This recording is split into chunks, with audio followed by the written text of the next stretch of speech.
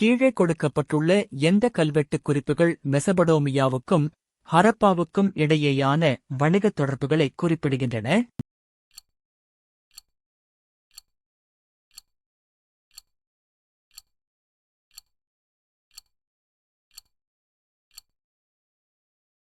சரியான விடை சி. கியூனிபாரம். கீழ்க்காணும் கூற்றுகளில் அரசு நெறிமுறையுறுத்தும் கோட்பாடுகளைப் பற்றிய சரியான கூற்றைக் கண்டறிக. சட்டப்பிரிவு 36 51 வரை அரசு நெறிமுறையுறுத்தும் கோட்பாடுகள் பற்றி கூறியுள்ளது. Doctor B.R.. அம்பேத்கர் இதனை இந்திய அரசியலமைப்பின் புதுமையான சிறப்பம்சம் என விவரிக்கிறார். இந்த கொள்கைகளை நீதிமன்றத்தால் வலுக்கட்டாயமாக செயல்படுத்த முடியும்.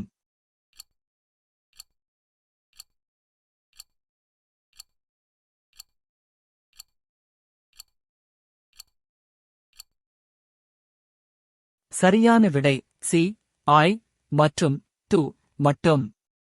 அரசமைப்பு சட்டத்தின்படி 3 அடுக்குகளைக் கொண்ட பஞ்சாயத்து ராஜ் அமைப்பினை பொறுத்துக.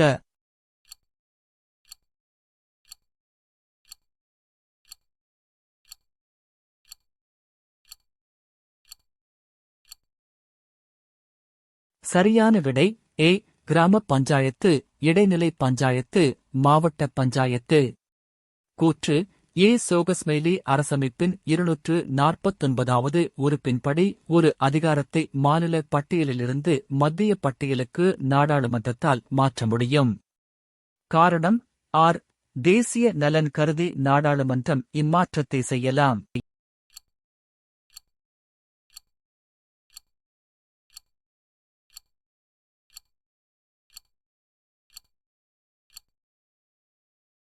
சரியான விடை பி. ஏ மற்றும் இரண்டும் சரி. மேலும் என்பது விற்கு சரியான விளக்கமாகும். வெளிநாடு வாழ் இந்தியர்கள் தினம் எந்த நாளில் கொண்டாடப்படுகிறது?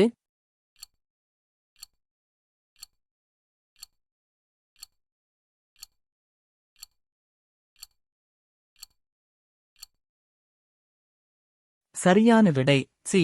ஜனவரி -9. யார் இந்திய அரசியலமைப்பின் சிற்பி என கருதப்படுகிறார்?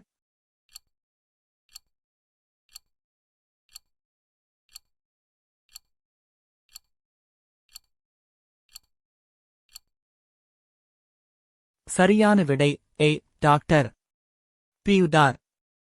அம்பேத்கர். 1855 மேற்கு வங்க மாநிலத்தில் உள்ள என்னும் ஊரில் நவீனமயமாக்கப்பட்ட சணல் தொழிற்சாலை முதல் முறையாக உருவாக்கப்பட்டது.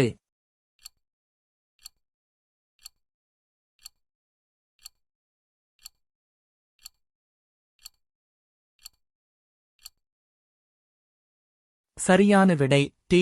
டிஷ்ரா. மனித மேம்பாட்டுக் குறியீட்டில் அதிக புள்ளிகள் பெற்ற நாடுகளை மேலிருந்து கீழாக வரிசைப்படுத்துக. 2016ஆம் ஆண்டின்படி 1. நார்வே, 2. சுவிட்சர்லாந்து, 3. இந்தியா, 4. ஆஸ்திரேலியா.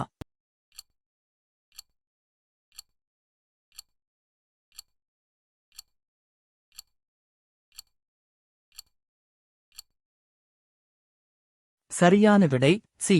2 முதல் 1 வரை, 4 முதல் 3 வரை. தவறான இணையை கண்டுபிடி.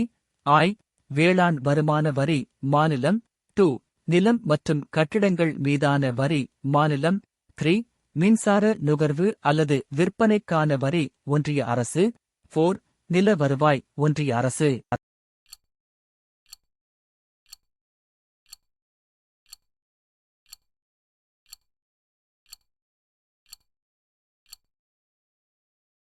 சரியான விடை சி.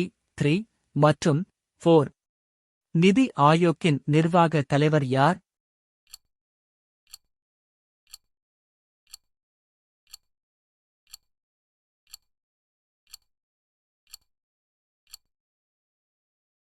சரியான விடை சி. துணைத் தலைவர்.